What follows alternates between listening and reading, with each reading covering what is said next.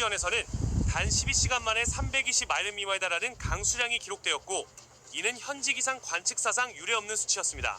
평소 잔잔하던 북락강은 급속히 수위가 상승하여 범람했고, 주변 마을과 도시 지역은 한순간에 물에 잠겼습니다. 댐과 제방은 이미 한계에 도달해 있었고, 지속된 강으로 인해 압력이 극심해지자 결국 일부 구간에서 제방이 무너졌습니다. 그 결과 엄청난 양의 물이 도시 지역으로 쏟아져 들어왔고, 마을 중심 가는 흙탕물로 가득한 강으로 변했습니다. 차량과 가재 도구들은 거센 물살에 휩쓸렸으며, 일부 지역 주민들은 고립되어 지붕 위로 대피하는 상황까지 벌어졌습니다. 물이 들이닥친 시간은 대부분 깊은 밤이었기 때문에 대피할 시간조차 부족했습니다. 더 큰 충격은 일부 지역에서 수문 개방 또는 댐 방류가 사전 고지 없이 이루어졌다는 사실입니다. 특히 한 댐이 완전히 붕괴되어 수백만 톤의 물이 통제되지 않은 채 하류로 쏟아졌고, 하류 주민들은 전혀 대비할 틈 없이 피해를 입었습니다. 한 주민은 마치 수천 대의 기계가 동시에 폭발하는 듯한 굉음과 함께 물이 천둥치듯 밀려왔다고 당시 상황을 증언했습니다. 이에 따라 긴급 구조대가 즉시 투입되어 임시 차단벽을 설치하고 도로 복구와 주민 대피를 진행했습니다. 그러나 정전, 통신마비, 침수된 도로 등으로 인해 구조 활동은 큰 어려움에 직면했습니다.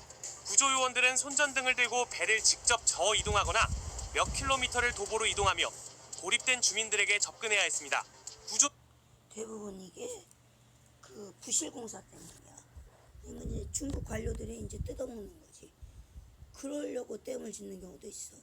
근데 옛날에 중국에 이제 큰 댐, 두 번째로 큰 댐이 이제 무너져 내려. 근데 중국이 어떻게 했냐면 5톤 트럭 거기다가 이제 흙을 가득 싣고 그대로 그냥 그 댐이 붕괴된, 처음에 2m 붕괴됐대. 거기다 그냥 막 쏟아 부었어. 근데도 안 되더라고. 근데 사실은 그런 걸 해야 돼. 순환골재. 그러니까 이제 건물 같은데 이제 골재가 들어가잖아. 자갈, 모래 뭐 이런 거 시멘트랑 섞여져서 그걸 이제 재활용하는 게 순환골재거든. 우리나라 같은 조그마한 나라도 순환골재가 거의 남산만큼 그만큼 나와 1년에.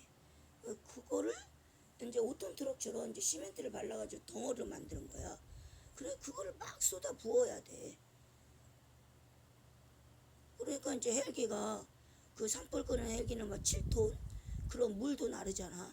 그렇듯이 이제 5톤 그 순환골재를 이제 시멘트로 이제 붙여놓은 5톤 그 거대한 그 5톤짜리 순환골재 덩어리 그거를 막 날라가지고 그 댐 무너진 데다가 막 집어넣는 거라고.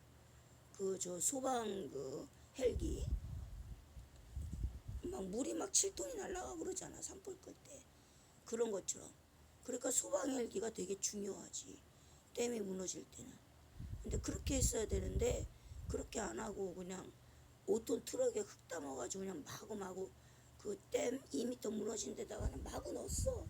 근데도 그걸 못 막았어. 물의 힘이 그렇게 세. 그래서 결국은 10m가 되고 결국은 무너졌지.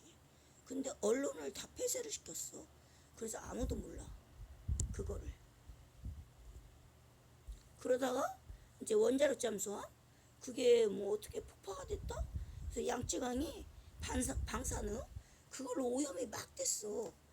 그 중국은 그런 그 어떤 인재지 인재 사람으로 인한 재앙 그런 게 심해.